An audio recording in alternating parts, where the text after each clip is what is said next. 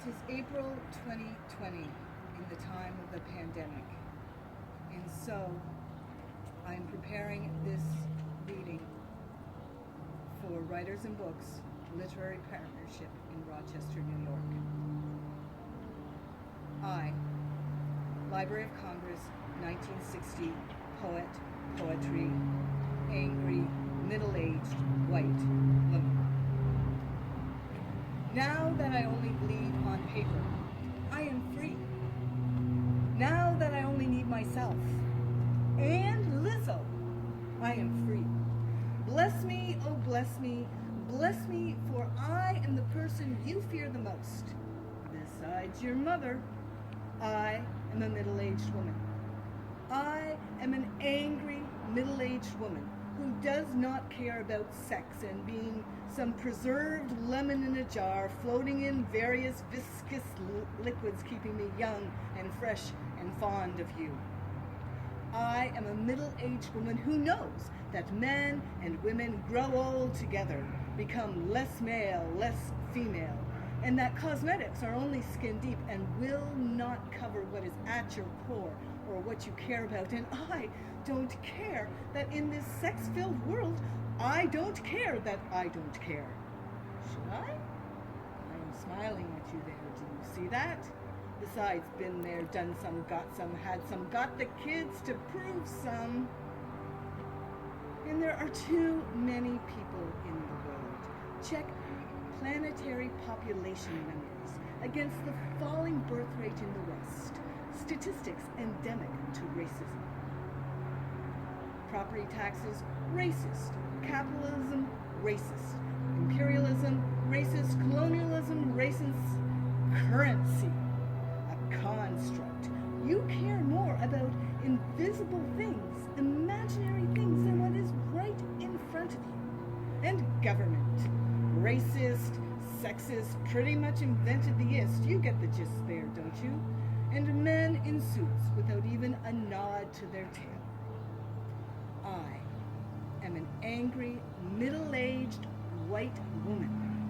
And if I was black or brown, I would be even angrier. And as it is, I can barely conceal my wrath, my wraiths, my fury at the furies, and mankind's stories of themselves with their failure to see the humanity of other people's children.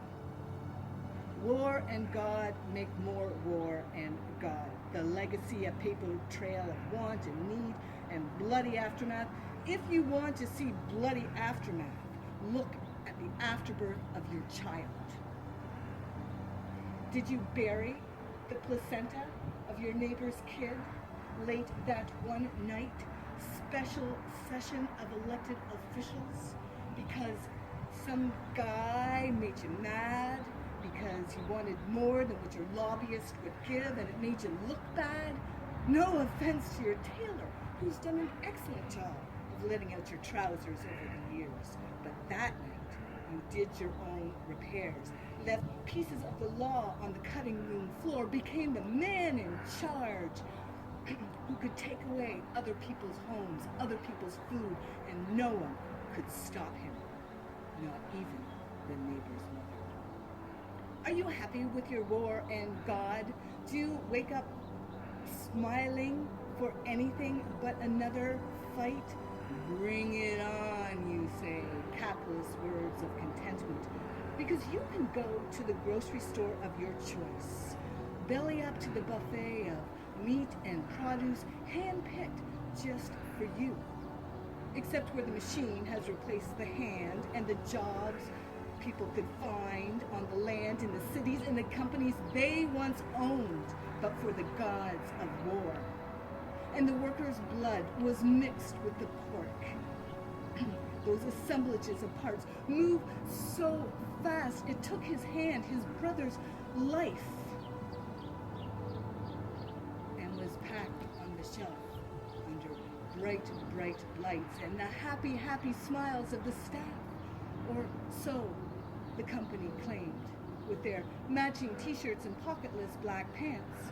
But the staff, the lowly stalkers and cashiers, complained about the lack of benefits, the cheapness of the company, the philanthropy of the company.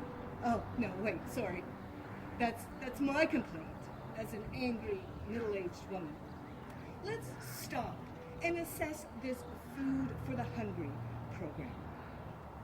You up my bill, you charge me more, and then you give away the money I give to you to feed the hungry and ask for more to feed the poor. Best you have a little less, take a little less, give away your lake property, your stock portfolio. Live day to day, paycheck to paycheck, and then you can talk to me about philanthropy. Which is nonsense, of course. People know what they want.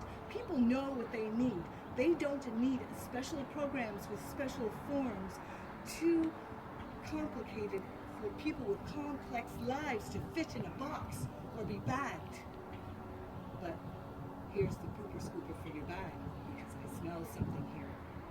Poverty is a business where you give people the business. And that homeless man they arrested 4 times, the police say, they finally got him. Those new bail laws are dangerous. They need to be able to hold people. But that guy needed help, not bars. Go ask Finland how to do it. Because here in the land of the brave, no homes for the free. We could parse that all day long and still wouldn't give a damn. Would say people aren't working hard enough, fast enough to accumulate everyday riches. Meanwhile, the tailor, he suffers. People bring him their polyester suits that he must touch and cringe and alter without even a thank you or a smile, just the bark of an "I'll be back at 5. That is the real entitlement program, not food stamps and Social Security after a lifetime of working so that stockholders can maintain their wealth and happiness and cruise ship berths as they travel around the world and trample on the elder paths because they care not. The food wasn't right that day. The bedding wasn't right that day. There was no light that night. As the staff, servants really, we are all just serving the rich now, complain in lowered voices about the ignorance of the travelers, their use of money for knowledge. Meanwhile, bombs go off in faraway places. Other people's children die. Aunts and uncles, grandmothers and grandfathers try desperately to hold on until the next day and are defeated by the Americans' victory to the people. I am a middle-aged woman. I am an angry, middle-aged woman. My blood has been spilled and my children born. And now I say to you, change the world. Listen to the homeless. Give voice to the voiceless and the middle-aged. Before the Library of Congress comes and takes back my number and I become just another wrinkle in time. Did anyone hear that? Was anyone even listening?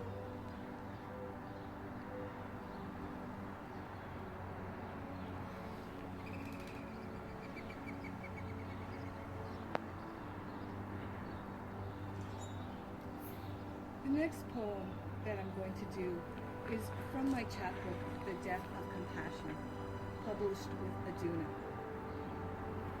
And this is called No Box of Betty Crocker Mix Can Fix This Pudding Cake Mix.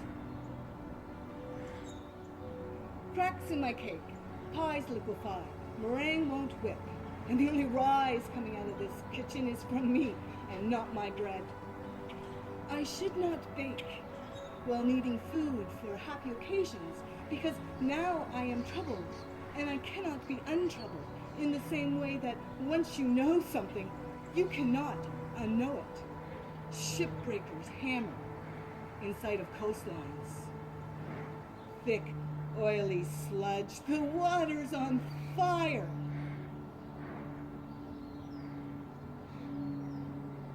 And can't be put out. You'll get no tax breaks here, so set sail. It's off to India you go. Meanwhile, we mouth words of concern. We lick at the sweetest centers of the inspiration. The "you are so special," "you are so precious." Who actually believes that shit? When, for example, only, lest my poem last longer than the life it is about to describe, who believes in preciousness when child cobalt workers tear ore from the earth with their sleights of hands? For sense, to power up my phone, I would go back to rotary dial if their lives would not be covered in dust, breathing in toxins, living in squalor, having babies, losing parents, all before the age of 15. I place 15 candles on the birthday boy's cake. We sing, clap, slide envelopes of cash across the table, take photos. Does my camera need cobalt too? My computer? How much blood do I owe back to the world? How many children? Why? Why does no one care? Can't you hear them crying? Me screaming? I will go mad. Filling up my tank and watching gas station TV, the blue babble of celebrity, the inanity of it all, the bilking of serenity for its peace, the eradication of the forest for the trees. Why is this taking so long? Why is my tank so big? And now that I know what I know and I can't undo what's been done, how do I fix the troubles? My timer goes off. I put my head in the oven. I have been tested for doneness and still come out raw. And my final poem for this reading is also from my chapbook, The Death of Compassion. There are still a few copies left, so if you would like one, contact me. And this poem is called Gravity. It is like you are pinned to this place in the universe. And even though you know you are made of light and effervescence, you are said to be of a different metal. This of rock and earthy and heaviness. And there's a smell and odor of something, cobalt maybe, sulfur. Who knows what these things are? You do not own them, nor did you name them. And yet it is said you are made of them. It is like you are pinned to this place in the universe. And even though you know the stars have different names than the ones you gave them, and if you were freed, you would free the rest of the stars to not just travel around the sun, but to dance and dazzle, and maybe even do a two-step, a slide step, side step, anywhere you wish to go. But no, you are pinned to this place in the universe. The rules have been set, and even though you know this darkness is but a lack of filament, a certain kind of disorder, you are still pinned.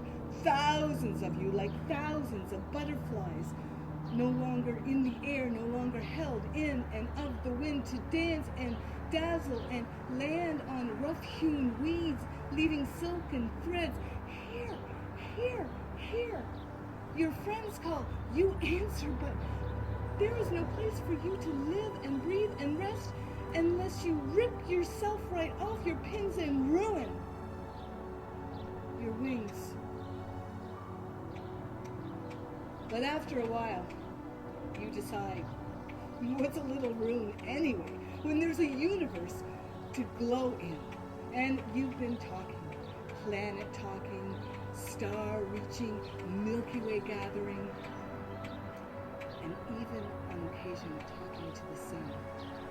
Because the sun is a chatterbox and talks and talks and talks with refractory indifference to all those around it, blinded as it is by its own reflection. It glows too bright and consumes everything within its orbit. And you and the others do not want to be cast out alone and in the darkness, because the sun will always do that, blinded as it is to its own reflection in ways you could never be. You thinking about walking out, dancing planetary designs, one sachet at a time, waiting for the next big bang and your real movers to pull you in. Thank you very much. I hope you've enjoyed this.